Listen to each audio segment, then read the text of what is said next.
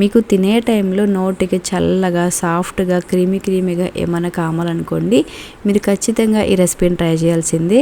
దీనికోసం అయితే ఒక ప్యాన్లోకి 3 స్పూన్ల వరకు షుగర్ వేడి చేసుకోవాలి. క్యారమిల్ షుగర్ తయారు చేసేసుకుని కేక్ టిన్లు వేసేసుకుని స్ప్రెడ్ చేసుకోవాలి.